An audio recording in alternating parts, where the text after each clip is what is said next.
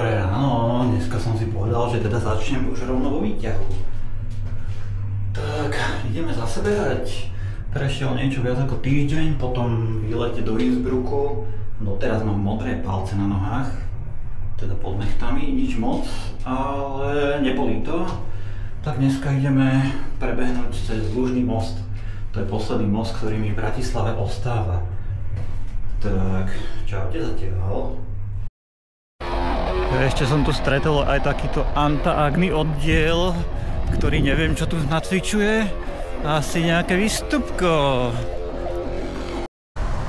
No, ešte som ani nezačal behať a videl som tu pána na zemi s autom, že ho začal defibrilátor brutálne kopať, tak tu s ním čakám na zachránku, ktorá už prišla. Ale tak ešte pre istotu čakám, on neviem čo s autom alebo čo, tak neviem, či sa môj dnešný beh na chvíľku neodloží. Držte mu palce. Rozbehol som sa, mám za sebou asi 2,5 kilometra. Počasie je pekné, ale je teplo. Slniečko pečie a potím sa. A dneska som si miesto litrového vaku na vodu hodil 2-litrový, ktorý sa mi až tak moc tam ani nevojde. Hrká to, trošku to tlačí, ale tak hádam, že za pol hodinu z toho odpijem už dosť vody, aby to bolo pohodlnejšie. Musím sa priznať, aktuálne je to na kako. Nech to poviem slušne. Smrdí to kako. Bohužiaľ tým, že toto celé je petržalská čistička odpadových vôd. Už sa blížim k mostu, ktorý si chcem dneska prebehnúť, ale odporúčanie pre všetkých, keď máte nejaké hodinky, naozaj sa ich naučte ovládať. Strašne mi liezlo na nervy, že každú chvíľu mi hovorí vysoký tep, nízky tep, vysoký tep, nízky tep. Vždy, keď sa mi tep o jeden bodík zmení, tak už mi to niečo hovorilo. Tak teraz klikám z hodiniek len počas behania do malých hodiniek, je to nič moc. Tak, som vytiahol telefón, naštartoval Gemini, jedna veta, čau Gemini, ako počas behu vypnem zvukové upozornenia na tepy a tempa a blbosti. Hneď mi dal návod, mám to vypnuté a môžem konečne v kľude utekať a idem si užiť nový most, ktorý prebehnem. Jupi! Nekonečná rovinka predo mnou. Výhľad na zátoku, na housebotiky. Je to tu pekné. Tu aspoň trošku menej na mňa peče slnko, keďže je tu táto protihľúkavá stena. Tak je to super, ale tá rovinka naozaj nemá koniec. Je to perfektné. Dúfam, že sa nemýlim, ale toto je také vodné športovisko, kde chodia naši kanoisti trénovať. Kto vie, kto ešte. Máme bojky sú tam, neviem, či to uvidíte. A ešte stále nie som pri Dunaji. Stále ten most nemá koniec. Prešla hodina a som nad Dunajom. Je to pekný výhľad. Je fajn.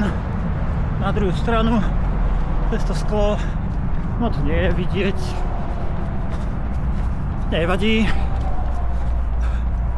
Na budúce poviem po druhej strane, aby som si užil aj iné výhľady.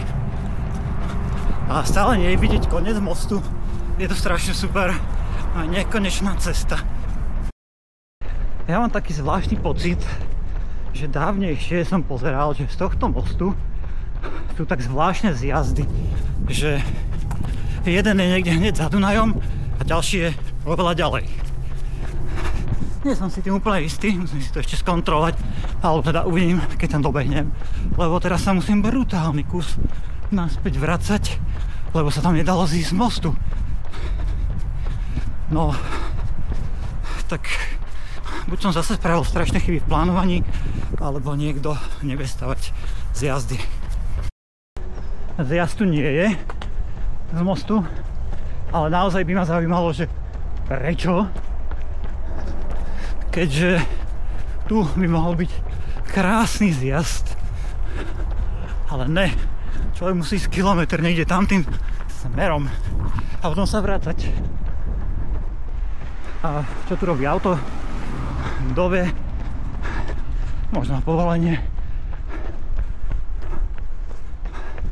A ďalšia nekonečná rovinka.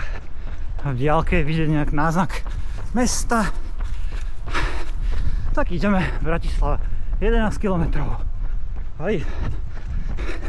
A mám 12,5 za sebou. Ochutnávkové okienko. Dneska nejdeme testovať gel. Vyzerá to podozrivo, ale je to kandizovaný ananás, či jak sa to volá.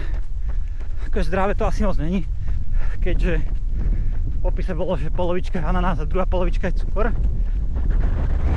Ale presne pri behu cukor ide, tak idem to do seba skúsiť natlačiť a uvidíme, aké to bude. Či mi z toho nebude zle, alebo tak. Ale chuťovo je to super. Proste také brutálne sladké žele.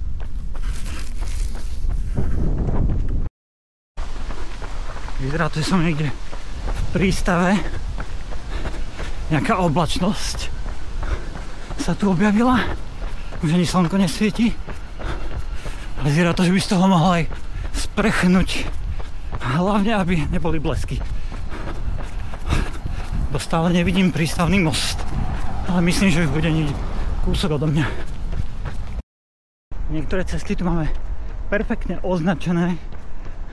Pred chvíľkou bola tabula, že prístavný most 1,5 km. Fantastické. O 100 metrov ďalej bolo 3,1 km. Takže aká bude pravda? Dozviem sa o 10 alebo o 20 minút. Asi to bol ten 1,5 km. Prístavný most predo mnou, takže už len cez neho kúsok cez Petržálku a som v mojom cieli, ktorý je sad Janka Kráľa. Aktuálne mám 19,8 km za sebou, takže bude to dnešný pekný polmaratónik. Hlásim sa opäť sponad Dunaju. Cieľ už nie je tak ďaleko. Polmaratón asi od 300 metrov bude za mnou. Predbehol som dokonca nejaké cyklistky, čo neviem prečo, lebo bežím naozaj pomaly. A začínam cítiť nohy. Nemyslím nosom, ale pocitovo. Akože nie je to bolesť, ale je to také ako keby natlakované. A neviem ani povedať na nejakom konkrétnom mieste. Je to proste všade. Ale tento pocit si treba užívať. To je proste pocit víťazstva a prekonávania sa. To je moja cieľová rovinka. Ešte tu zakopnem o koreň. No. O pár metrov konec. 23,3 km. Paráda. Sanitka zo začiatku tu už nie je. Auto je tu stále odstavené. Tak dúfam, že pán, ktorého som vám ukázal, teda neukázal na začiatku videa, tak pevne verím, že je v poriadku. Konec. A ešte ma čakajú zabíjacké schody hore a dole. Odtiaľ sa ešte ozvem. Smerom hore to ide v pohode. Po jednom schodíku, dokonca asi aj po dvoch. A ešte ako mám taký klasický rituál, tak aj po troch. Dobre. To by šlo.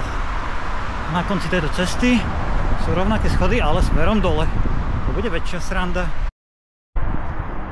Je to tu. Idem s vami nazdieľať moje prvé kroky. Skúsme to normálne. No. Nie je to také hrozné, ako som čakal, ale mám problém krčiť nohy. Tieto pomalé behy, pritom človek ledva zdvíha nohy zo zeme. Len tie nohy si nejak tak odvyknú od toho sa krčiť. No, čakal som, že to bude oveľa horšie. No, už som aj dole, ani som neumrel. Veľmi pozitívne. Basic stretching je za mnou. Cítim sa ako nový, spotený a unavený, ale spokojný. Pár krokov a som doma. Bolo to dneska príjemné a ešte nejaké múdro na záver by to chcelo. Keď nemáš čo robiť, tak behaj. Je to najlacnejší a najdrahší šport, ktorý existuje. Vraj na to nič nepotrebuješ, ale je to blbosť. Potrebuješ na to dosť veľa. Keď začneme topánky, oblečenie a potom všetko ostatné sa to začne nabalovať. Ale o tom som nechcel rozprávať. Proste čaute.